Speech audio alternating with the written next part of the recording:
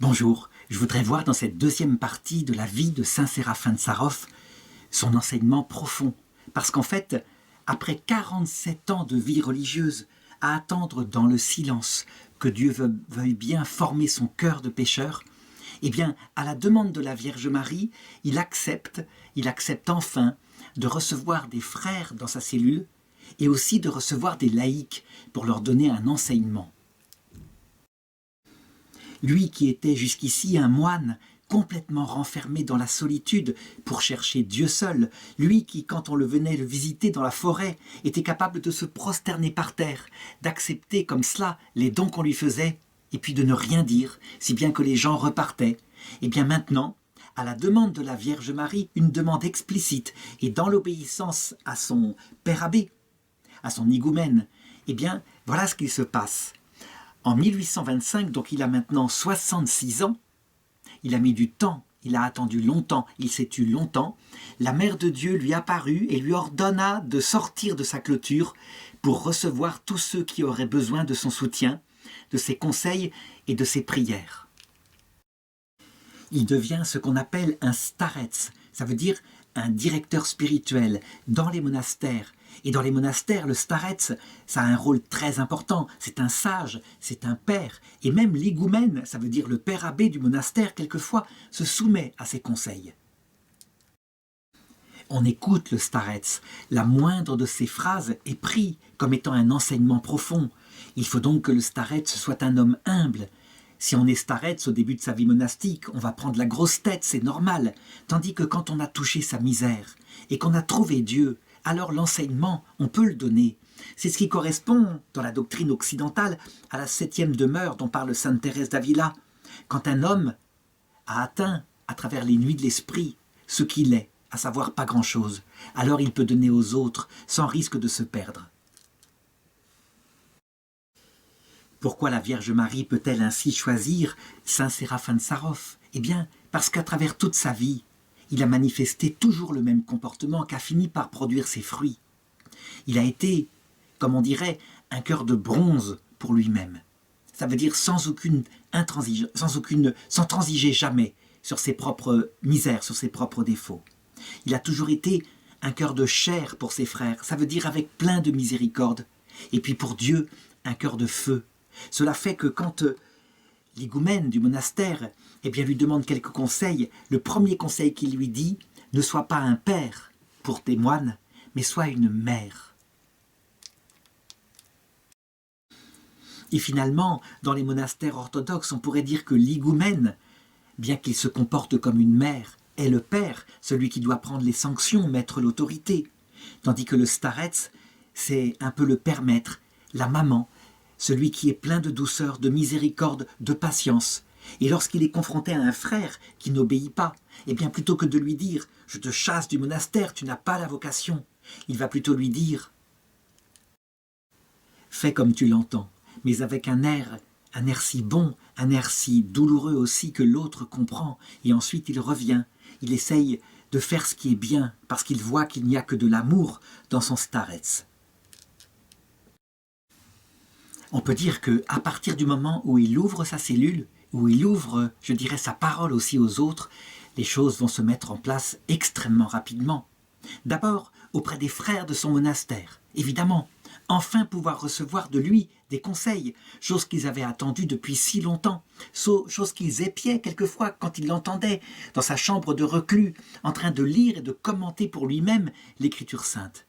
Alors, les frères commencent à venir, et les novices en particulier, pour se voir conseiller la vie spirituelle. Et alors, ils se rendent compte que ces conseils sont extraordinaires. Ça veut dire qu'ils sont empreints d'un tel amour qu'ils les touchent profondément. Mais en même temps, d'une telle intelligence, il sait mettre les choses à leur juste mesure qu'il les éclaire complètement dans leur vocation. Si bien que ses frères se mettent à parler à droite à gauche et que des gens, des laïcs, commencent à entendre parler de ce que fait maintenant le frère Séraphin de Sarov. Et alors des gens viennent le voir, de la région d'abord, puis ensuite de toute la Russie. Et ils commencent aussi à raconter ce qu'ils vivent. Ils commencent à raconter que ce prêtre-là est un saint. Il possède tous les charismes de Dieu. Et je voudrais indiquer d'ailleurs à quel point ces charismes, ça veut dire ces dons donnés par Dieu, par l'intermédiaire de la Vierge Marie, servent évidemment à attirer les pauvres gens vers une telle lumière. En effet, s'il n'avait que la parole, peut-être qu'il serait tout de même attiré par l'amour qui rayonne de lui. Mais quand en plus la puissance de Dieu accompagne les choses, alors les gens, les simples gens, eux, y viennent. Il ne faut pas se tromper sur l'importance des choses. Les charismes, c'est un petit peu comme ce qui attire, ce qui est donné par Dieu pour attirer. Mais ce qui est important, c'est le contenu de l'enseignement. Et j'en parlerai petit à petit. Mais d'abord, commençons par les charismes, puisqu'ils commencent à transparaître de tous les côtés à cette époque-là. Évidemment, puisqu'il a charge de starets, le premier charisme qui lui est nécessaire, c'est la lecture des âmes, la lecture des pensées des âmes, à savoir qu'est-ce qu'a dans le cœur la personne qui vient et comment est-ce qu'il faut l'aider en faisant la volonté de Dieu. Alors, le père Séraphim, il s'explique simplement à un de ses fils spirituels à propos de son charisme de discernement des esprits. Et donc un jeune frère lui demandait de lui expliquer comment il faisait pour savoir ce que les personnes voulaient dire, ce qu'elles voulaient confesser, et pour savoir quoi lui répondre. Alors il répond très simplement, en expliquant ce que c'est que le charisme. Ça ne vient pas de lui. Et voilà ce qu'il dit. Ce que m'ordonne le Seigneur, comme un serviteur, je le retransmets à celui qui le demande, comme une chose utile. Je considère, lorsque je reçois quelqu'un, la première pensée qui me traverse l'esprit, et je la prends comme un signe de Dieu. Et alors je parle, sans savoir ce que mon interlocuteur a sur le cœur, mais je crois seulement que c'est ainsi que Dieu me dévoile sa volonté. Je n'ai pas de volonté propre, et à qui semble bon, je le transmets. C'est pourquoi, grâce à ce sens mystérieux du don de clairvoyance, eh bien, sans avoir jamais lu les lettres, sans savoir rien des personnes qui viennent me voir, le Seigneur parle. Et ce charisme lui est donné en profusion. Par exemple, après sa mort, on trouvera dans sa chambre des dizaines de lettres que lui ont envoyées des personnes qui veulent des conseils spirituels, des lettres qu'il n'a même pas ouvertes, et pourtant il y a répondu. Et il y a répondu ce qu'il fallait. Et puis, il y a d'autres choses qui sont stupéfiantes, mais qui parlent aux gens. Par exemple, quand il parle au nom de Dieu, eh bien, Dieu l'éclaire. Son visage devient lumineux comme celui de Moïse lorsqu'il sortait de la présence de l'arche. Et les gens sont stupéfaits. Ils voient bien que ce n'est pas lui qui parle, que c'est la parole de Dieu lui-même qui s'exprime par sa bouche. Alors du coup, ils se mettent à tout noter, parce que il se met à avoir des révélations, lui, pauvre petit prêtre, des révélations sur l'avenir de la Russie elle-même, et même sur l'avenir du monde. Je voudrais en donner quelques-unes ici, tout en sachant et en reprécisant que ce que je dis là n'est que l'introduction, l'essentiel va venir après. Par exemple, il annonce, avant qu'elle n'arrive, la guerre de Crimée qui sera si douloureuse pour la Russie, et il le dit, 3 puissances se monteront contre la Russie, ce qui l'épuisera énormément. Mais le Seigneur aura pitié d'elle et la protégera grâce à sa foi orthodoxe. Quand il fait cette prophétie en 1830, eh bien, on est à 20 années de la guerre de Crimée qui aura lieu entre 1853 et 1856 et qui opposera la Russie à la France, au Royaume-Uni et aussi à l'Empire ottoman. Alors évidemment, on note ces prophéties, on les note parce que par ailleurs, sans cesse, il envoie des prophéties concernant des personnes et des prophéties qu'on peut vérifier. Donc on en conclut que ce qu'il annonce au niveau politique, ça se réalisera aussi. Quelques exemples de prophéties personnelles de cette époque-là. Par exemple, il entre en relation spirituelle avec des personnes qui ne sont jamais venues le voir, comme des reclus. Le reclus Georges, par exemple, qui habite au monastère de la Mère de Dieu, et qui porte à ce moment-là une forte tentation. Il trouve qu'il n'est pas assez reclus, il voudrait se retirer encore plus loin dans la montagne. Alors, tout simplement, il lui écrit et lui dit « N'as-tu pas honte, toi qui es resté tant d'années en réclusion ? Et tu serais maintenant vaincu par de telles pensées ennemies pour quitter l'endroit où Jésus t'a mis. Ne va nulle part ailleurs. La très sainte Mère de Dieu t'ordonne de rester ici. » Et alors, sa sollicitude s'étend aussi aux laïcs, comme je l'ai dit. Par exemple, eh bien, les gens viennent lui demander conseil. Et à un moment donné, c'est un homme de la région de Ryazan qui va voir Séraphin de Sarov pour lui demander de lui accorder sa bénédiction à l'occasion de son mariage. Et alors le père Séraphin lui dit que Dieu lui avait préparé une fiancée et qu'il était heureux qu'il fasse la volonté de Dieu en l'épousant. Et il lui cite le prénom d'une jeune fille qui n'est pas sa fiancée. Alors le jeune homme lui répond « Mais non, je veux en épouser une autre. » Et déjà, je dirais, les choses ont été établies. Eh bien le père Séraphin de lui dire « Ceci ne t'apportera pas de joie, mais le chagrin et les larmes. » Et pourtant, le jeune homme, eh bien, il décide de faire sa volonté et d'épouser la jeune fille en question. Et effectivement, moins d'un an plus tard, eh bien, elle meurt brutalement. Avec beaucoup de chagrin, il recevra ça. Si bien qu'il se tournera vers la jeune fille que lui avait indiqué Séraphin, il se mariera avec elle, et c'est avec elle qu'il fondera une famille et aura une nombreuse descendance. Et les Russes qui étaient là ont noté des prophéties qui étaient pour peut-être un peu plus tard, mais qu'ils regardaient avec une grande douleur et de grandes larmes. Il annonçait de grands malheurs sur la Russie, et il commençait comme cela. « Je vois un temps trouble qui surviendra après une grande joie. En plein été, on chantera Pâques, on sera heureux, il y aura une grande réforme, mais cette joie sera de courte durée. Et alors viendra un temps où la vie sera courte sur terre, et les anges auront de la peine à ramasser les âmes de ceux qui partiront pour le ciel trop tôt. »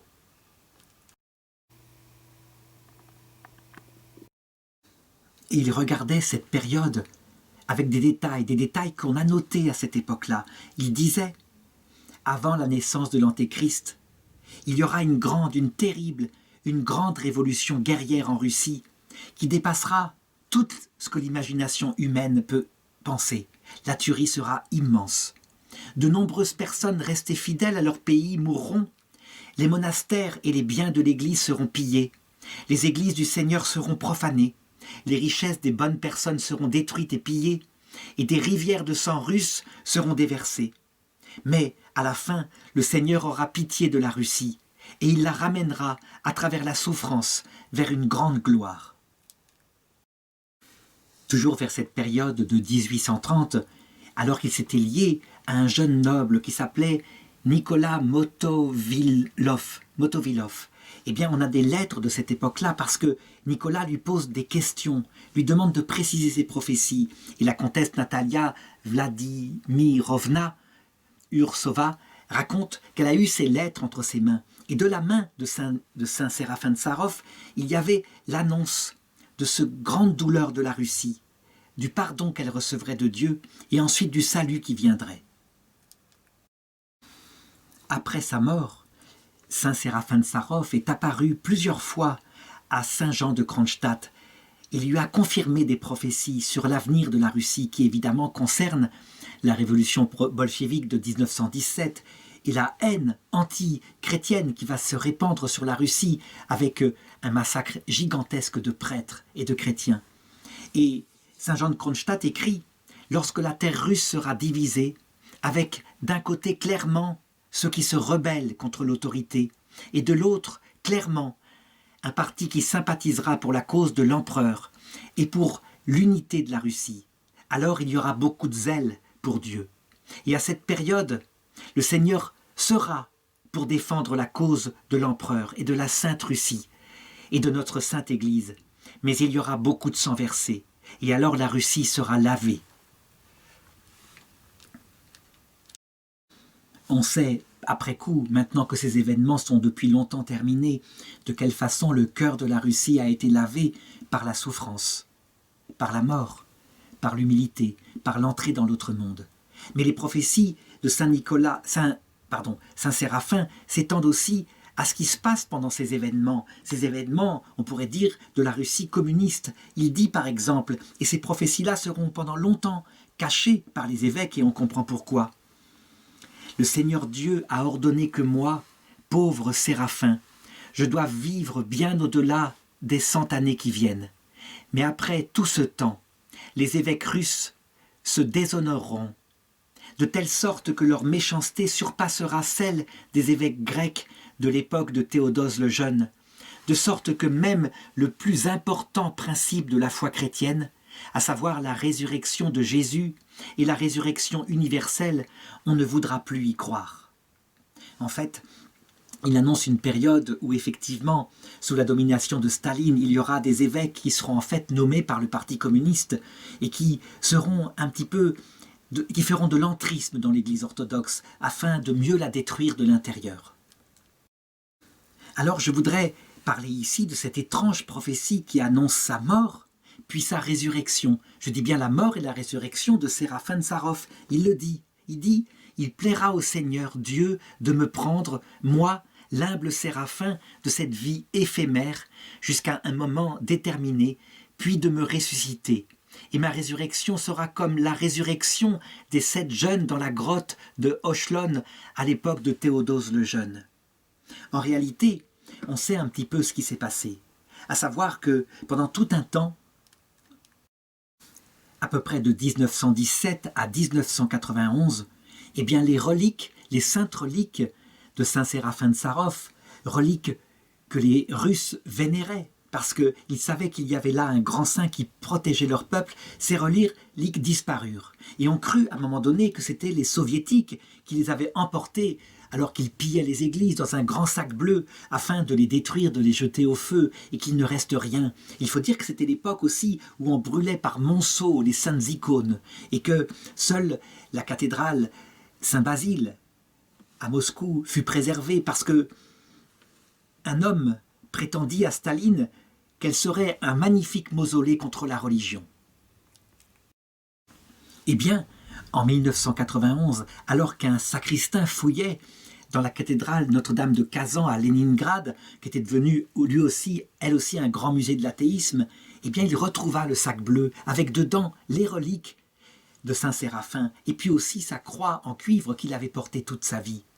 On peut dire qu'en fait, ce temps où il fut caché dans ses reliques, puis ce temps où il réapparut, est un signe paranormal, ou plutôt un signe mystique extraordinaire qui signifie la persécution de la Russie et puis le temps où Dieu lui fait miséricorde et où elle redevient une terre chrétienne. D'ailleurs, toute cette histoire-là, on peut dire, elle est aussi liée à l'action du pape Jean-Paul II qui, sur la vie de Notre-Dame, à Fatima, avait reçu l'ordre de consacrer la Russie au cœur immaculé de Marie et qui le fit juste quelque temps avant l'élection de Mikhaïl Gorbatchev qui lui-même mit fin au communisme.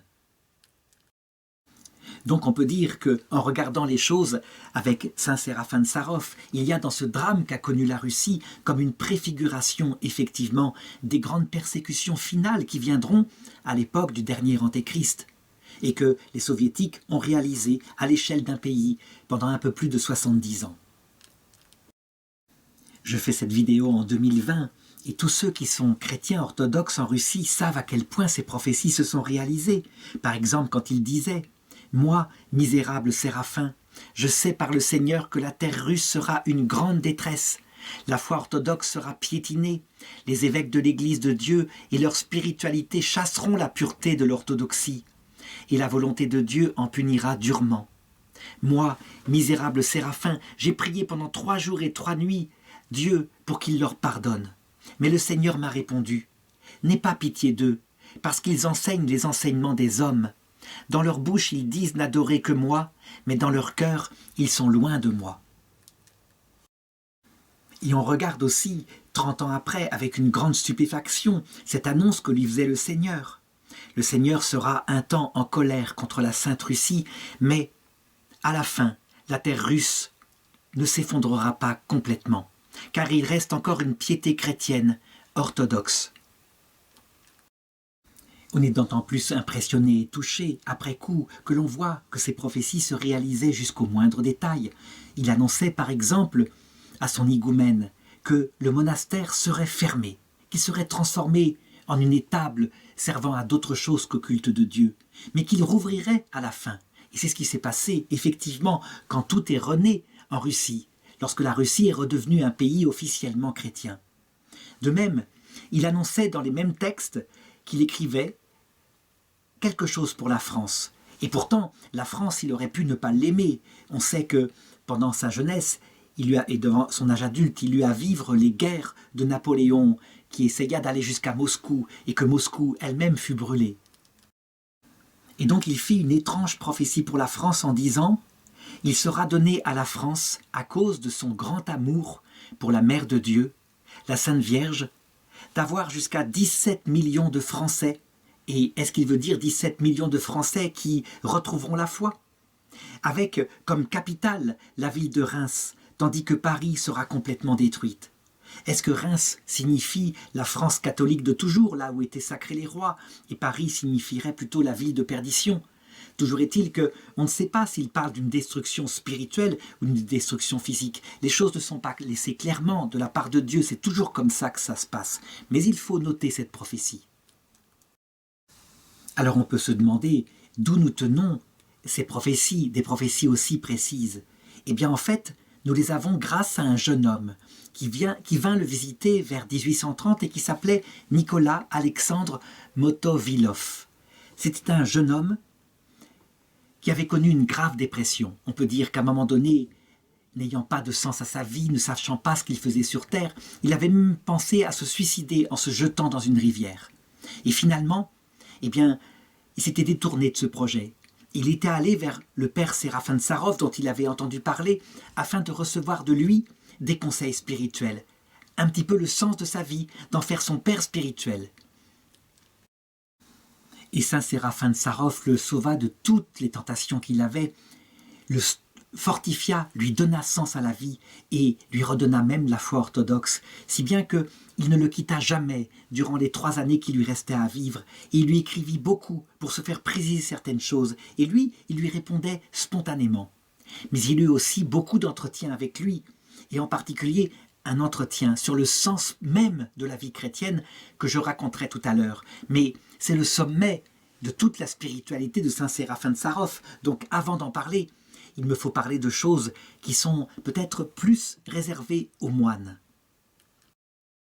Il faut comprendre en effet que dans l'ordre de sa charité, ses frères moines passaient en premier. Pour eux, sa cellule, qui était jadis fermée, était ouverte toute la journée, nuit et jour. Et sa cellule était toute sombre, avec son icône de la Mère de Dieu et sa petite veilleuse qui brûlait à l'intérieur. Pour les laïcs, elle était ouverte simplement à partir de l'office du matin et jusqu'à 8 heures du soir. Et alors ils les recevaient pour leur donner à eux aussi les conseils dont ils avaient besoin. Mais pour les moines, ce qui revenait le plus souvent, c'était l'enseignement pour devenir un saint moine, pour que leur vocation ne soit pas perdue. Et la première chose qu'ils disaient, c'est que les vertus les plus importantes sont l'humilité et l'amour. Et pour bien comprendre la place de l'humilité, qu'on se souvienne de cet événement qui lui arriva à cette période-là, eh bien, à un moment donné, un jeune homme entendit parler de Séraphin. Il habitait dans une ville voisine qui s'appelait Tambov, il s'appelait Ivan Tikhonovitch. Et il voulait se former à la vie monastique auprès de Séraphin, afin d'être le meilleur moine possible, du moins le pensait-il. En réalité, son but était de devenir un starets, d'avoir un grand pouvoir spirituel, et donc d'être connu dans la Russie entière. Son but était la vanité. Le père supérieur du monastère s'en aperçut et ne l'accepta pas au noviciat parce que ça transparaissait par tous les pores de sa peau. Alors, il décida de contourner l'affaire pour se faire conseiller directement par le père Séraphin de Sarov, afin de devenir le meilleur moine possible. Et le père Séraphin, lui aussi, en était conscient. Mais loin de le chasser, eh bien, il essaya de lui enseigner l'humilité. Et il lui disait, parce que lui voulait apprendre à faire des exploits ascétiques, à porter des cilices, à faire comme avait fait Séraphin, afin, croyait-il, qu'en étant ainsi, il serait le meilleur moine possible. Si un enfant, lui disait-il, veut porter un cilice, crois-tu que cela lui conviendrait? Le cilice du moine, c'est la patience et l'humilité qu'il exerce. Les moines qui n'ont pas atteint la patience et l'humilité ne sont que des fumerons, car ce n'est pas la chape monacale qui fait le moine. La vertu n'est pas une poire que l'on mange d'un seul coup. Et malheureusement, les conseils du père Séraphin ne marchèrent pas auprès d'Ivan Tikhonovitch, qui réussit à se faire introduire comme chantre dans une communauté de sœurs qui était non loin d'ici et que le père Séraphin aimait beaucoup. Et là, eh bien, il essaya de tout réformer, il savait comment faire, et en se targuant d'être disciple du père Séraphin, eh bien, il fut écouté de certaines sœurs, ce qui provoqua beaucoup de divisions, lui qui n'avait aucune expérience de la vie monastique. Et cette division fut d'ailleurs si grande à cause de son manque d'humilité, parce qu'il ne savait pas écouter longtemps avant de se croire enseignant, et bien que cela retomba même sur le père Séraphin, qui fut accusé par des moines de favoriser ses sœurs en taillant des futaies et du bois pour leur chauffage l'hiver, alors que ces futaies appartenaient au monastère de Sarov. Bref, on le voit par un exemple comme cela. Eh bien, saint Séraphin de Sarov manifestait non seulement sa patience et sa compréhension pour ce novice un peu fou, mais aussi son enseignement sur la base de tout, qu'est l'humilité, qui passe aussi par l'obéissance. Et puis, fondé sur cette bonne terre qu'est l'humilité, il parlait de la foi, de la charité et de l'espérance, les trois vertus théologales qu'il mettait ensemble en prenant cette analogie très simple. Il disait « Regarde une bougie qui brûle. Il y a la cire, il y a la mèche, et puis il y a la flamme. » Et donc il disait, de ces trois choses évidemment, c'est la flamme qui est la plus importante. Eh bien la flamme, c'est la charité. Mais si la foi qui est semblable à la cire, si la foi est de mauvaise odeur, si elle n'est pas la foi plénière, la foi orthodoxe, alors la flamme produira une fumée qui sentira mauvais. Et de même, si la mèche qui est l'espérance, la mèche sur laquelle la flamme s'appuie, si cette mèche n'existe plus, eh bien tu verras la flamme s'éteindre, parce que celui qui n'espère plus voir son Seigneur, eh bien son amour finit par s'attiédir. De même, ajoutait-il, si tu regardes la bougie qui brûle à l'église, eh bien tu as une image de ta vie. Regarde, tu penses au début, au déroulement et à la fin de ta vie. Comme le cierge fond allumé devant la face de Dieu, de minute en minute, notre vie s'amenuise et nous nous rapprochons de la fin. Et puis, il enseignait de quelle manière cette charité, qui est la flamme, cette charité doit s'exercer. Elle s'exerce pour le Seigneur, et l'une des manières, c'est évidemment la prière, c'est là où le cœur à cœur se fait, mais il y a l'Eucharistie, et son amour pour l'Eucharistie était intense, et il disait « Si nous versions autant de larmes qu'un océan, nous pourrions comprendre le Seigneur pour la vie qu'il nous a donnée en abondance, par son sang, par son corps très pur, dont il nous nourrit et qui nous lave, nous purifie, nous vivifie et nous ressuscite. Et approche-toi sans douter, ne sois pas confondu, et n'aie seulement que la foi. » Et puis, il leur parlait de cette charité qui ne doit pas être tournée que vers le Seigneur, mais aussi vers les enfants pour qui le Seigneur s'est donné et pour qui il est mort, donc vers le prochain. Et donc il disait, enseigner aux autres, c'est la plus grande des charités, c'est leur apporter la lumière du salut. Mais c'est aussi facile que de jeter des pierres du haut de notre Église. Par contre, accomplir ce que tu enseignes, c'est porter des pierres au sommet de l'Église. Et donc, il le vivait avec son sacerdoce, et on a pu même le comparer avec quelqu'un qui lui est contemporain et qui est donné à l'Église latine à la même époque, le Saint curé d'Ars. Ça veut dire que quand il recevait, eh bien, il donnait le sacrement de pénitence. Il accueillait les pèlerins et il les faisait se mettre à genoux en leur mettant la main sur la tête et en leur demandant de prononcer ces paroles. « J'ai péché, Seigneur, j'ai péché en mon âme et en mon corps, en action, en pensée, et par tous mes sens, la vue, l'ouïe, l'odorat, le goût, le toucher, volontairement et involontairement. » Et ensuite, très souvent, eh bien, en recevant ces personnes, il leur racontait leurs péchés, avant même qu'ils aient à les confesser, ce qui leur enlevait toute gêne. Ils les savaient, parce qu'ils le faisaient avec un tel amour, une telle miséricorde, qu'ils ne se sentaient pas gênés de se voir ainsi raconter leurs fautes les plus cachées. Et ensuite, il prononçait les paroles de l'absolution, et puis il traçait une croix avec l'huile bénite de sa lampe sur le front du visiteur, et lui donnait de l'eau bénite, et puis un morceau de pain béni, du pain béni qui avait été béni à la messe et qui n'est pas l'Eucharistie, mais qui fait partie des agapes qui précèdent l'Eucharistie dans la sainte liturgie russe.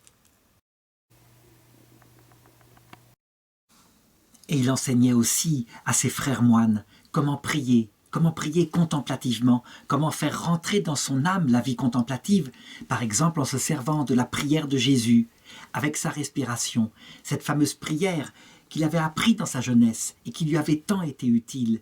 Seigneur Jésus-Christ, Fils du Dieu vivant, prends pitié de moi, pauvre pécheur. C'est un peu le rosaire de l'Orient. Pour les moines, il conseillait de la dire tout le temps, même en travail, de l'avoir toujours sur les lèvres et sur le cœur. Et quand c'était des fidèles laïcs qui venaient, eh bien il leur recommandait de garder au moins une petite règle de prière dans la journée. Il adaptait la règle à chacun et il disait par exemple, une fois réveillé, il te faut dire 3 fois Notre Père et 3 fois Je vous salue Marie et une fois Je crois en Dieu. Et ensuite, quand tu es au repos, au voyage, dis la prière de Jésus en compagnie des autres et répète en pensée « Seigneur, prends pitié ». Il faut remarquer que la prière qu'il conseille, eh bien, c'est le début de ce que nous, occidentaux, nous appelons le chapelet. Et le chapelet s'est beaucoup répandu aussi en terre orthodoxe. Et il savait adapter pour les laïcs, il savait que parfois ils n'avaient pas le temps, alors il leur disait, dans ce cas-là, avant de s'endormir, il faut redire la règle du matin. Et celui qui n'a pas le temps qu'il dise les règles en chemin ou sur son lit, se souvenant que tous ceux qui invoquent le nom du Seigneur seront sauvés. Et il recommandait aux moines évidemment de lire tout ce qu'il avait lu dans sa jeunesse, les pères apostoliques, les pères monastiques. Et quant aux fidèles laïcs, il leur disait de regarder les hymnes acatistes à la Vierge Marie, mais aussi les psaumes. Alors, s'il recevait les moines dans sa cellule, il recevait aussi les fidèles laïcs. Et pour cela, après la bénédiction de l'higoumène le matin, eh bien, il partait à pied, à peu près à 2 vestres du monastère, à un endroit du désert proche. Et là,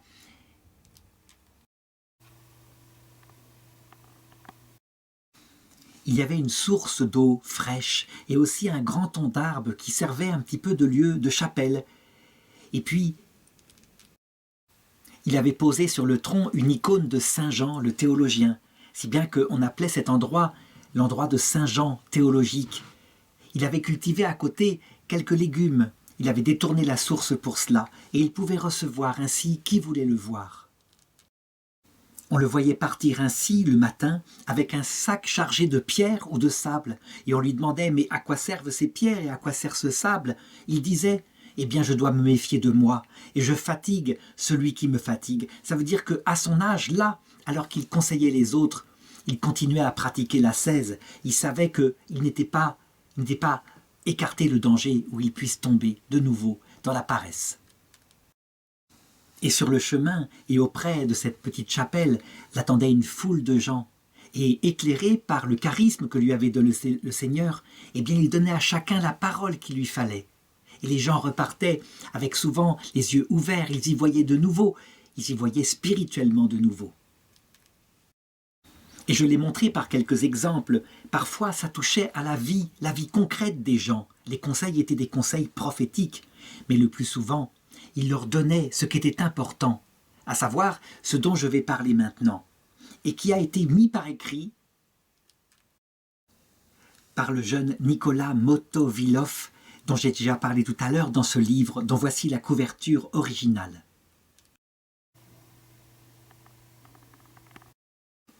Je l'ai dit tout à l'heure, ce jeune homme était malade d'absence de sens à sa vie, et Saint Séraphin Sarov accepta de s'occuper de lui, de devenir son père spirituel. Et fort heureusement, tous les entretiens qu'il eut avec lui, et aussi les courriers qu'il eut de lui, eh bien, il les mit par écrit, si bien que les Russes l'appellent le serviteur de Séraphin Sarov et le serviteur de la Mère de Dieu. Nicolas Alexandre Motovilov avait entendu parler du Starets, et un jour qu'il passait dans la région à cheval, eh bien, c'était vers les années 1830, il avait maintenant 71 ans. Il essaya d'aller le voir, mais il n'osa pas. Sa grande peur était qu'il lui dévoile, qu'il voie, en voyant son âme, ses péchés. Et il en avait tellement honte que pour lui c'était insupportable. Son père, finalement, lui dit d'aller tout de même le voir, de retourner. Et voilà comment il raconte le premier entretien, qui, évidemment, le rassura complètement. Près de la cellule de Séraphin, il y avait beaucoup de monde qui était venu chercher une bénédiction. Et lui était là qui bénissait quelques-uns. Et tout d'un coup, il me regarda, il me fit signe de la main de m'approcher. Et je lui obéis avec crainte et amour, et je me prosternai devant lui en demandant sa bénédiction pour suivre la route et partir à la guerre de l'époque. Et je lui demandais de prier pour la sauvegarde de ma vie. Et le père Séraphin me bénit avec sa croix de cuivre qui pendait sur sa poitrine. Il m'embrassa et il commença à me confesser en me disant lui-même mes péchés comme si je les avais commis devant lui. À la fin de cette confession consolatrice, il me dit « Il ne faut pas céder à la peur que le diable imprime aux jeunes gens, mais il faut alors affermir son esprit et se souvenir que malgré nos péchés, nous sommes couverts par la grâce de notre Rédempteur, sans la volonté duquel pas un seul cheveu ne tombe de notre tête. » Et on peut voir que lors de ce premier entretien, il fortifia son âme dans la confiance en Dieu. Et cette confiance en Dieu ne le quitta pas, bien qu'il eût, tout au cours de sa vie, beaucoup de persécutions. Au cours des entretiens suivants, Nicolas, sans cesse, était curieux de tout, et il posait des tas de questions, des questions sur les charismes qu'il avait. Et on peut dire que heureuse curiosité qui nous a valu de telles réponses. Mais lui, avec patience, il l'éduquait. Et par exemple, à un moment donné où il voulait poser une question sur la manière dont les icônes fonctionnaient. Quand on les embrasse, elles peuvent faire des miracles. Et donc il demandait au père « Comment cela se peut-il » Alors, voilà ce que lui répondit le père Séraphin de Sarov. « Comme il est mauvais et nuisible de vouloir pénétrer les mystères divins qui sont inaccessibles au faible esprit humain, et par exemple savoir comment agit la grâce de Dieu à travers les icônes et comment elle guérit les pécheurs comme nous, et non seulement le corps mais aussi l'âme, de telle sorte que les pécheurs trouvent en eux-mêmes la grâce du Christ et qu'ils sont sauvés et obtiennent le royaume des cieux. » On le voit, Saint Séraphin le détournait de la curiosité inutile. Il voulait le brancher sur ce qui était essentiel. On sait que les théologiens latins, eux, se sont penchés sur ces mystères et qu'ils ont appelé ça la force des sacramentaux, sachant que ce n'est pas l'icône elle-même qui agit, mais que le Seigneur et ses anges s'engagent à agir lorsqu'on s'approche avec piété des signes qui manifestent leur présence. Et Nicolai explique que tous ces conseils se faisaient avec une grande douceur et un grand humour. Il ne se sentait pas du tout jugé, mais au contraire porté par un papa, un père de son âme. Par exemple, il lui venait des pensées parfois bizarres. Un jour, il raconte qu'il avait laissé 3 roubles pour un cierge. Et alors il eut cette pensée. Pourquoi est-ce que je laisse tant d'argent au Saint-Père ? Et cette pensée le troubla, et du coup, il dépêcha de vouloir la lui dire. Et il entra en priant chez le père Séraphin de Sarov, et lui devança ses paroles pour lui dire la chose suivante. Pendant la guerre avec les Gaulois, il y avait un chef de guerre qui allait perdre la main droite parce qu'il avait été blessé au combat. Mais voici que, un peu plus tôt, cette main droite avait fait don à un ermite pour l'Église, et elle avait demandé par ce don des prières de la Sainte Église. Alors que fit le Seigneur? Il sauva la main droite de cet homme. Comprends bien dorénavant et ne regrette pas tes bonnes actions. Ton argent servira à la construction du monastère de Diviero pour ta santé. Évidemment, toutes ces choses-là sont des petits conseils de papa. Mais je voudrais maintenant raconter le grand enseignement qu'il a donné à Motovilov, le grand enseignement sur ce qui était le secret de son cœur, ce qu'il voulait savoir depuis toujours. À quoi sert la vie chrétienne? À quoi ça sert toute cette souffrance et toute cette ascèse? Quel est le but de la vie chrétienne? Et donc un jour, c'était un jeudi, il neigeait abondamment.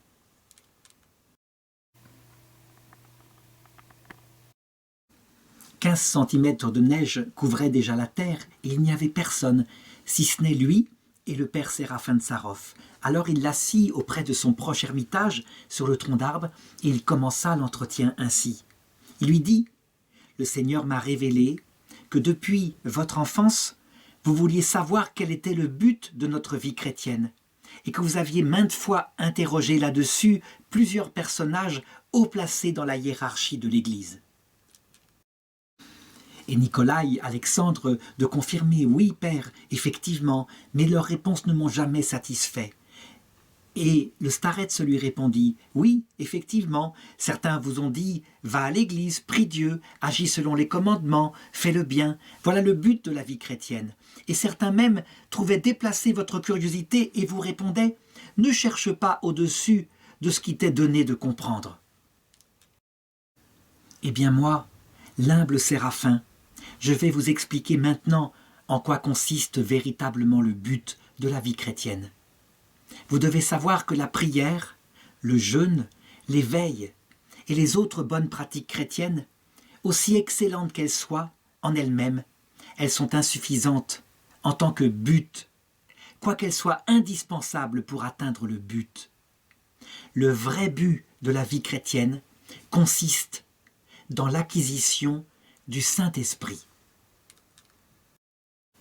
Tout ce que vous ferez, tout sans exception, n'a qu'un seul but, le Saint-Esprit. Le Saint-Esprit qui doit habiter, qui veut habiter dans votre cœur. Et alors Nicolas Motovilov de lui répondre, comment ça l'acquisition? L'acquisition c'est pour de l'argent, c'est pour une maison, pas pour le Saint-Esprit. Et le Père Séraphin de lui répondre, regarde les gens qui habitent sur la terre, à quoi passent-ils leur temps? Acquérir une maison, acquérir de la gloire, acquérir du plaisir. Eh bien, le but de la vie chrétienne, c'est la même chose, c'est acquérir le Saint-Esprit. Car le Seigneur, il fait avec nous une alliance, un marché. Et si nous voulons bien prodiguer la part de ce marché, alors c'est comme un capital qu'on accumule pour le ciel. On acquiert le Saint-Esprit et l'Esprit Saint vient habiter dans notre cœur. Et Saint Séraphin continue et il lui explique par toutes sortes d'analogies qui sont dans l'Écriture. Regarde par exemple les vierges folles. Elles sont vierges, c'est une haute vertu que de donner sa virginité pour l'époux. Mais pourquoi sont-elles folles? Parce qu'elles n'ont plus de de l'huile dans leur lampe. Et moi, humble Séraphin, je pense qu'il leur manquait justement la grâce de l'Esprit de Dieu. Elles pratiquaient les vertus, ces vierges, elles croyaient justement en ces pratiques. Ayant fait une bonne action, pensait-elle, nous avons fait par cela même l'œuvre de Dieu. Or, toutes ces vertus, si on ne les acquiert pas en vue d'avoir l'Esprit Saint, eh bien, elles peuvent même conduire à la perdition, parce qu'elles ne provoquent qu'orgueil. Et donc, considère de nouveau ces vierges folles. Le marché où elles vont chercher de l'huile, eh bien, c'est notre vie. Les portes de la chambre nuptiale qui sont fermées pour le moment, c'est l'heure de notre mort. Les vierges folles et sages, ce sont les âmes chrétiennes. Et l'huile, elle ne symbolise pas les actions, mais bien la grâce du très Saint-Esprit divin qui transforme ceci en vie éternelle. Et l'entretien ensuite continue, après lui avoir dit le but, la personne divine du Saint-Esprit dans notre âme. Eh bien, il lui en indique le meilleur moyen. Et il lui dit, il est certain que toute vertu pratiquée au nom du Christ donne la grâce du Saint-Esprit. Mais il y a une chose qui la donne plus que toutes les autres choses, c'est la prière. Il arrivera dans ta vie que tu ne pourras pas pratiquer l'aumône parce qu'il n'y aura pas de pauvres, que tu ne pourras pas aller à la messe parce que l'église sera fermée. La prière, elle est là, toujours à ta portée, où que tu sois. Personne ne pourra t'empêcher de le prier, dès où que tu sois, même si tu étais en prison. Évidemment, la prière, ce n'est pas en elle-même la pratique extérieure qui en fait la valeur. Elle n'a de valeur qu'au moment où l'Esprit Saint, descendant sur nous, nous accorde, dans une vraie mesure connue de lui, sa grâce céleste. Et qu'est-ce qui fait la valeur de la prière? Eh bien, la présence du Saint-Esprit, à qui s'adresse notre prière. Comprenez bien. Imaginez que vous alliez chez quelqu'un que vous aimez beaucoup, et que vous êtes chez lui, et que sans arrêt vous dites « Ah, je voudrais bien aller chez lui ». Il vous prendra pour un fou. Eh bien, quand l'Esprit Saint est dans le cœur, c'est à l'Esprit Saint que s'adresse notre prière. Car la prière, c'est tout simplement votre vie commune d'amour, de charité avec le Saint-Esprit. Alors, Nikolai Motovilov de poser la question, « Mais comment, mon père, pratiquer les autres vertus au nom du Christ? Vous n'avez parlé maintenant que de la prière. Comment obtenir par les autres choses la grâce du Saint-Esprit ?» Et le père Séraphin Tsarov de lui répondre, « Négociez la grâce du Saint-Esprit par toutes les autres vertus que vous pratiquerez au nom de Jésus-Christ. Négociez ces biens spirituels en employant de préférence ceux qui vous apportent le bénéfice le plus grand. Ramassez ce capital et ses bénéfices. Bienheureux la grâce divine, déposez-la dans l'épargne éternelle divine, au pourcentage immatériel, et non à 4 ou 6%, mais au moins à 100%, et au moins encore infiniment plus que cela. Parce que la vie qui vous est promise, c'est une vie éternelle. Trouvez la meilleure pratique, celle qui vous ira le mieux. Vous aimez veiller? Eh bien, veillez pour prier. Vous aimez vous occuper des pauvres? Eh bien, occupez-vous des pauvres pour l'amour du Seigneur. Vous savez, je suis une famille de commerçants de Koursk, et nous négocions les marchandises qui nous rapportaient les plus gros bénéfices. Eh bien, c'est la même chose pour le Seigneur et pour la venue du Saint-Esprit. Évidemment, Nicolas Motovilov n'était pas satisfait. Il avait ce grand doute dans son cœur et il lui pose la question suivante. « Mon père, vous parlez tout le temps de l'acquisition de la grâce du Saint-Esprit. C'est le but de la vie chrétienne que vous dites. Mais comment est-ce que je pourrais reconnaître que le Saint-Esprit est là? Les bonnes actions concrètes, je peux reconnaître, je les vois. Mais l'Esprit Saint, comment est-ce que je peux le voir? Comment savoir s'il est avec moi ?» Et le père Séraphin de lui répondre, à cause de notre manque de simplicité et parce que nous voulons tout savoir avec des tas de raisons intellectuelles, eh bien la présence de Dieu, elle nous échappe. Elle est donnée aux personnes simples. Regarde les anciens. Quand ils invoquaient Dieu et que Dieu répondait, ils savaient qu'il était là. Eh bien c'est la même façon. Cette présence, ceux qui sont comme une âme d'enfant, ils la reçoivent et ils savent bien qu'il est là, le Saint-Esprit. Eh bien, regarde le monde, regarde-le comme un enfant, et tu verras partout la marque de la présence du Saint-Esprit. Et puis regarde ce que Dieu a révélé à travers toute l'histoire des anciens pères. Et puis, la venue de Jésus-Christ, et tu verras partout le Saint-Esprit. Voilà notre malheur, c'est qu'en prenant de l'âge, nous ne grandissons pas en sagesse et en grâce divine comme le faisait notre Seigneur Jésus-Christ. Au contraire, nous nous dépravons peu à peu, nous perdrons la grâce du très Saint-Esprit de Dieu et nous devenons pécheurs et même d'abominables pécheurs. Lorsque nous avons une âme simple d'un enfant, alors nous savons que le Seigneur ne ment pas quand il dit « Le royaume de Dieu est au-dedans de vous ». On l'acquiert par la violence de l'effort. Et alors Nicolas Motovilov d'insister et de dire « Mais comment est-ce que je distinguerai en moi la présence du Saint-Esprit et la présence de l'ennemi, du diable? Comment je distinguerai les choses? Ils se ressemblent puisque c'est une présence intérieure. » Et le père Séraphin de lui répondre. « C'est fort simple, lui répondit saint Séraphin de Sarov. Tout ce que produit l'Esprit Saint est simple, limpide. Ne nous attache pas à ce monde, mais nous attache à l'amour de Dieu et du prochain, pour le salut qui arrive et ce salut qui sera éternel. Au contraire, tout ce qui vient de l'ennemi nous attache à la terre et nous attache à des choses comme notre plaisir, notre gloire, notre richesse.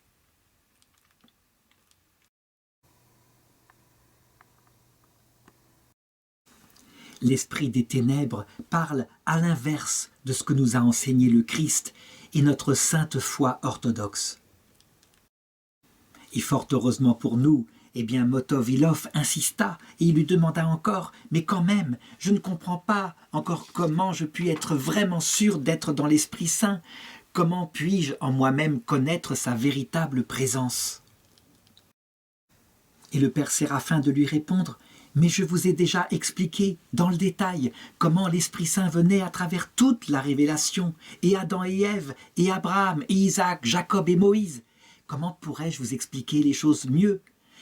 Alors, Nikolai Motovilov de répondre « Il me faut pouvoir comprendre encore mieux, c'est encore trop compliqué pour moi. » Et alors le père Séraphin le saisit et le serra fortement par les épaules et lui dit « Nous sommes tous les deux en la plénitude du Saint-Esprit. Pourquoi ne regardes-tu pas ?»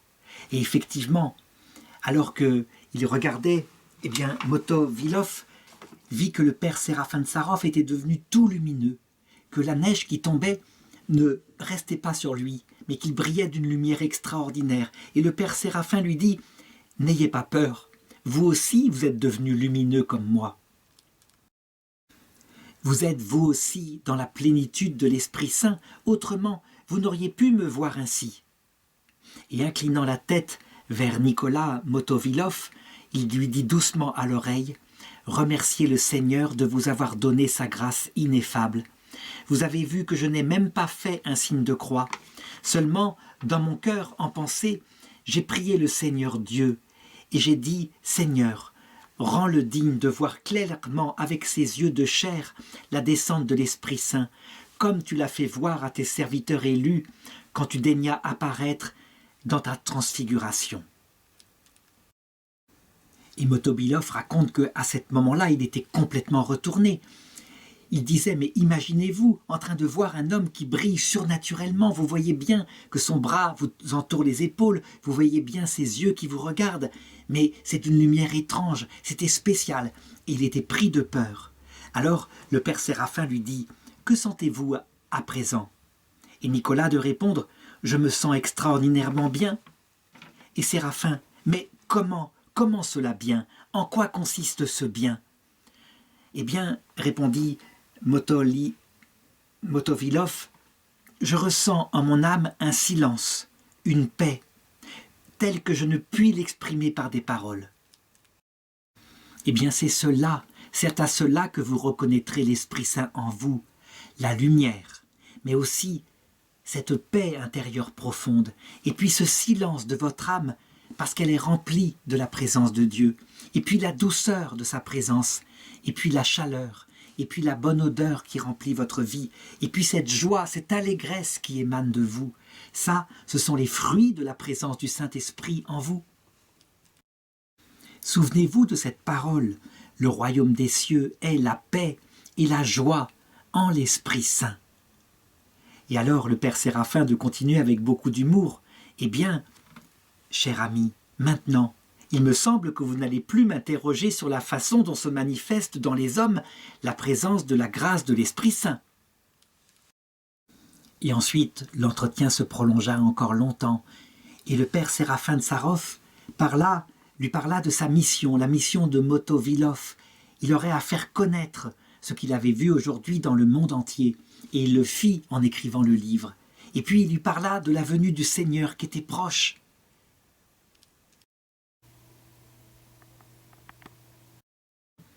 Et de la miséricorde de Dieu qui se manifesterait au jour de cette venue. Il lui parla aussi de tenir bien dans ce pèlerinage terrestre et que le Seigneur lui-même viendrait le chercher à l'heure dite, c'est-à-dire à l'heure de sa mort. Et l'entretien se termina et on sait à quel point cette mission fut réalisée puisque justement dans une telle vidéo, on peut raconter l'enseignement profond que pendant toute sa vie il avait acquis et qui tient en un seul mot. Le but de la vie chrétienne, c'est l'acquisition du Saint-Esprit. Et le père Séraphin de Sarov, peu à peu, vieillissait, et les gens venaient vers lui comme étant un prêtre. Il savait que, quand il se confiait à lui, eh bien, sa prière monterait vers le ciel pour eux. Si bien qu'à cette époque-là, sa cellule monastique s'était transformée pratiquement en une sorte d'iconostase. Ça veut dire un lieu où brûlaient des dizaines et des centaines de cierges. Et on lui demandait, mais comment se faisait-il qu'il y avait tant d'icônes et tant de cierges qui brûlaient? Alors il expliquait simplement, j'ai beaucoup de personnes qui me sont dévouées et qui comblent de bienfaits mes petites orphelines. Il parlait du monastère qu'il avait fondé, le monastère de Divievo. Et elles m'apportent de l'huile et des cierges, et elles me demandent de prier pour elles. Et voilà, quand je lis ma règle, je les mentionne chaque jour. Et parce que je ne pourrais pas dire chaque paragraphe de la règle à l'endroit qu'il convient, les très nombreux noms, et que le temps me manquerait pour l'exécuter entièrement, alors je mets un cierge pour chacune de ces personnes en sacrifice à Dieu. Et pour d'autres, Pour plusieurs personnes, je mets un grand cierge, et pour d'autres encore, j'entretiens les veilleuses. Et là où il faut que je les mentionne dans la règle en disant « Seigneur, souviens-toi de tous tes serviteurs, pour leur âme, j'allume, moi ton serviteur Séraphin, ces cierges et cet encensoir. » On peut donc dire que Saint Séraphin de Sarov, parce qu'il était encore sur terre et qu'il ne trouvait pas le temps matériel de prier pour tous ceux qui lui avaient demandé de prier, d'offrir des messes pour chacune des personnes qui lui en avaient demandé, eh bien, il demandait au cierge de le faire pour lui. Et, je dirais, le Seigneur recevait cela avec beaucoup, beaucoup d'amour. Et il me reste à raconter un exploit ascétique, c'est l'expression de l'Église orthodoxe, à savoir le dernier, celui de sa mort. Eh bien, étant devenu très âgé, on peut dire qu'il gardait la même ascèse sur lui-même. Il dormait assis toute la nuit avec sa petite cellule et l'icône de la Vierge et la petite lampe qui était à côté. Et déjà les marques de la sénilité commençaient à apparaître. Toujours est-il qu'à cette époque-là, dans toute la Russie, on le considérait déjà comme un saint. Et même le grand archevêque de Tambov, Arsène, qui deviendra plus tard le métropolite de Kiev, était venu le voir 4 mois avant sa mort, et il commençait à prophétiser. Il disait « Ils ne me verront plus ». Et il multipliait à ceux qui venaient le visiter cette étrange prophétie. Quand certains voulaient venir à Sarov pour le grand carême, le staret se répondait « Vous verrez, mes portes seront fermées, vous ne me verrez plus ». Et encore, on devinait qu'il annonçait ce grand temps de silence que connaîtrait la Russie au XXe siècle, 1917 à 1991, et où la grâce du ciel serait comme fermée, au point que les gens ont l'impression que le ciel ne répond plus. Et il se mettait de plus en plus à parler de sa mort. On le voyait souvent qui était debout à côté du cercueil qu'il avait fabriqué lui-même jadis et qui était à la porte de sa cellule, et il disait à ceux des frères qui passaient, nous ne nous verrons plus. Et c'est vrai que, après coup, lorsqu'on regarde cette prophétie à l'image de ce qu'a vécu la Russie, qui est devenue l'Union soviétique, comment est-ce qu'en 1921, la Tchéka pilla complètement le monastère de Sarov, déporta les moines en goulag, et puis le transforma en un centre de recherche militaire. Et les reliques de Saint Séraphin de Sarov furent même perdues, peut-être cachées par une pieuse personne qui voulut les extraire de la destruction que faisait ainsi le communisme. On peut se demander comment il est possible que pendant tant d'années, il y a eu un tel silence du ciel sur la Russie et de tels massacres et toutes ces prières qui criaient vers le ciel. Vraiment, on a là quelque chose de bouleversant, quelque chose qui rappelle un peu le samedi saint. Et quand on sait ce que dit la foi catholique, qui annonce qu'un jour, à l'époque du dernier Antéchrist, l'Église tout entière connaîtra quelque chose qui ressemblera au samedi saint qu'a vécu la Vierge Marie après la mort de Jésus, où tout était fermé, où le corps du Christ avait disparu dans le tombeau, il n'y avait plus de présence. Eh bien, on se dit que pour forger le cœur de l'homme dans l'humilité, eh bien, comme il faut souffrir.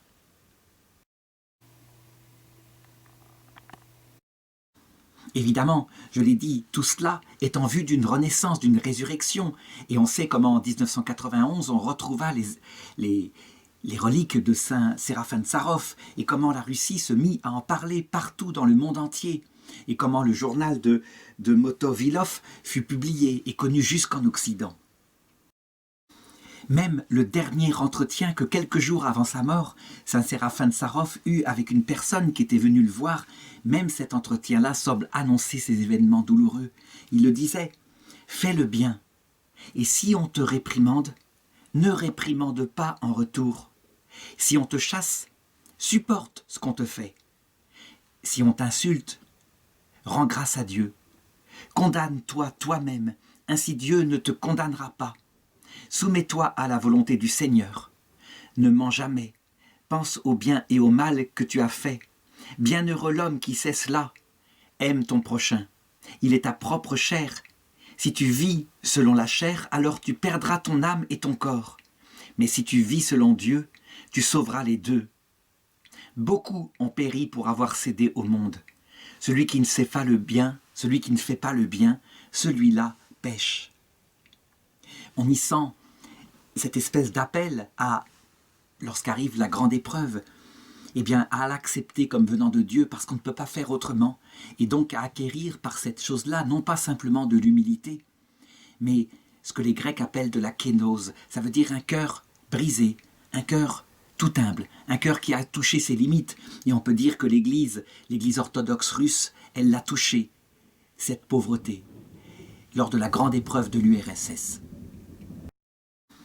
Et il disait toujours, en prophétisant encore pour cette grande épreuve, sois fidèle toujours à ce que l'Église a fixé dans les 7 conciles œcuméniques, observe-le. Évidemment, si de tels propos s'adressaient à l'Église catholique, on dirait la même chose, sois fidèle à tout ce que l'Église a fixé, à travers tout son magistère, depuis le début, le concile de Jérusalem, jusqu'au terme du magistère, jusqu'au dernier concile qui viendra sûrement un jour et qui portera sur justement l'heure de la mort et la fin du monde. Ce dernier entretien, dont le contenu a été noté, eut lieu exactement le 25 décembre 1832, le jour de Noël. Il avait maintenant 73 ans. Et ce jour-là, il assista debout, encore une fois malgré son âge, à la sainte liturgie célébrée par l'higoumène Niphonte, qui était le supérieur du monastère. Après la messe, il s'entretint longuement avec l'higoumène et il rappela ce qu'il avait demandé, que son corps soit déposé dans le cercueil qu'il avait lui-même réalisé. Il demanda aussi qu'on mette dans son cercueil l'icône de Notre-Dame, une icône qui lui avait été offerte un peu plus tôt. Ensuite arriva la fin de l'année 1832 et la nouvelle année. Il se rendit de nouveau à la Sainte Liturgie, il embrassa toutes les icônes dans l'église et il embrassa des gens qui étaient là, des frères qui étaient présents et il leur dit « Sauvez-vous, ne vous attristez pas, soyez vigilants. Aujourd'hui, des couronnes de gloire nous sont préparées. » Et tous ces gestes semblaient symboliques, il laissait comme un testament, comme s'il disait « Vous ne me verrez plus, mais je serai là », un peu comme avait dit le Seigneur avant son ascension. Alors il se prosterna devant la croix, devant l'icône de la Mère de Dieu, et ensuite il sortit par la porte nord, comme pour indiquer symboliquement que l'homme vient au monde en naissant, et puis il le quitte en mourant. Comment se passa la dernière soirée? Eh bien, nous le savons grâce à son voisin de cellule, celui qui veillait sur lui, le frère Paul, un frère très doux, très humble, qui jamais ne disait une parole mauvaise, et dont le père Séraphin avait dit « Le frère Paul, grâce à la pureté de son cœur, entrera sans peine dans le royaume de Dieu. Il ne juge ni n'envie jamais personne, mais ne connaît que ses propres péchés et sa nullité. » Le père Paul avait souvent prévenu le frère Séraphin de Sarov en lui disant qu'il ne devait pas laisser brûler ainsi tant de cierges dans sa cellule. Et lui avait répondu « Tant que je serai en vie, vous verrez, il n'y aura pas d'incendie. Mais ma mort, eh bien le monastère en sera averti par une alerte d'incendie. » Et le père Paul raconte que, eh bien, ce jour-là, il vit 3 fois le père Séraphin de Sarov sortir de sa cellule pour se rendre à l'endroit où on avait prévu de l'enterrer, et le regarder très pensivement. Et puis il était revenu dans sa cellule, et au lieu de chanter, comme c'était normal, les hymnes de Noël, eh bien il chanta les hymnes de la résurrection, ceux qu'on chante à l'époque de Pâques. Ayant vu la résurrection du Christ, brille, brille Jérusalem, ô grande et très sainte Pâques du Christ. Là aussi on le voit, il n'attendait pas la mort comme quelque chose de triste, même si sur terre on allait beaucoup pleurer, mais comme la résurrection et l'entrée dans la vie éternelle. Et puis le 2 janvier au matin, le père Paul sortit de sa cellule pour se rendre à la première liturgie, et là, il sentit une odeur de brûlé qui sortait de la cellule du père Séraphin. Alors il essaya d'ouvrir la cellule et de rentrer, mais elle était fermée de l'intérieur. Alors il prononça la parole qu'on dit habituellement quand on veut rentrer dans la cellule d'un frère, mais il n'obtint aucune réponse. Alors il avertit les frères qui étaient en train de marcher silencieusement pour la liturgie. Et là il y avait le novice Anikita, qui était un jeune homme fort. Et le jeune homme vint, et avec son épaule, il força la porte et il l'ouvrit. La cellule était toute sombre, on n'y voyait rien, on y sentait juste l'odeur de ces tissus qui avaient commencé à brûler. Alors on alluma un cierge, et voilà comment on trouva le père Séraphin de Sarov. Il était à genoux à sa place habituelle. Et il était près de l'Anatoï. Il avait la tête nue, et sur sa poitrine il y avait sa croix en cuivre. Ses yeux étaient fermés, et ses bras croisés reposaient sur l'Anatoï. Et sur le livre de prière, où se trouvait la règle de prière, et devant l'icône de la Mère de Dieu, Mère de tendresse. Sa tête était penchée, en prière, et elle reposait sur ses bras.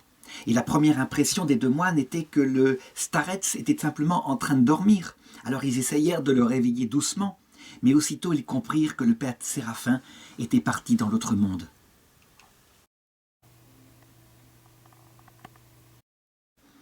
Et son visage était rayonnant de paix avec un sourire qui manifestait peut-être quand le Seigneur était venu le chercher. D'ailleurs, il y eut des tas d'avertissements autour de lui, jusque très loin en Russie, de sa mort. Par exemple, cette nuit-là, le starets Filaret, qui vivait dans le désert de Glinka, dans le gouvernement de Koursk, vit une grande lumière et il dit « Voilà comment s'élèvent les âmes des justes. Aujourd'hui, à Sarov, l'âme du père Séraphin part vers le ciel. » Alors les frères vinrent, et comme d'habitude, on prépara le corps du starets, on lava son front et ses genoux, et on le déposa dans son cercueil en bois. Et la nouvelle se répandit dans toute la région, et on vint, et la prophétie qu'il avait dite, la terre gémira de pleurs et de larmes, se réalisa, parce qu'on sait comment le peuple russe, lorsque son petit père s'en va, il peut souffrir et pleurer. Ce ne fut que 70 ans plus tard, le 19 juillet 1903, que le starets Séraphin fut canonisé par l'Église orthodoxe, par le Saint-Synode. Et c'était en présence du tsar Nicolas II et d'un clergé nombreux et d'une foule immense qu'eut lieu l'office de la canonisation, au cours desquels on chante le tropère composé en l'honneur du nouveau saint et que je voudrais lire ici. « Tu as aimé le Christ dès ta jeunesse, et tu fus enflammé du désir de le servir lui seul. Tu as vécu dans la solitude, t'adonnant au travail et à la prière incessante. Par ta tendresse et ta douceur, tu as acquis l'amour du Christ. Et tu as été élu de la Mère de Dieu. Par tes prières, conduis-nous au salut, bienheureux Père Séraphin. »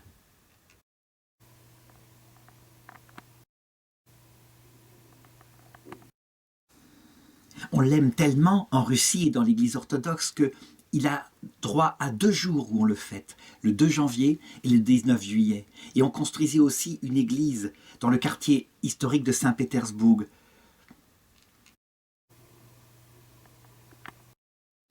De toute la Russie, les gens continuent de venir sur son tombeau, parce qu'il avait dit ceci, et les gens l'ont bien noté, quelque chose qui ressemble très fort à ce qu'avait dit Sainte Thérèse de l'Enfant Jésus. « Je passerai mon ciel à faire du bien sur la terre. » Il avait dit à ses enfants spirituels, « Quand vous serez affligés, venez sur ma tombe et racontez-moi tout, comme si j'étais vivant, et je vous consolerai. »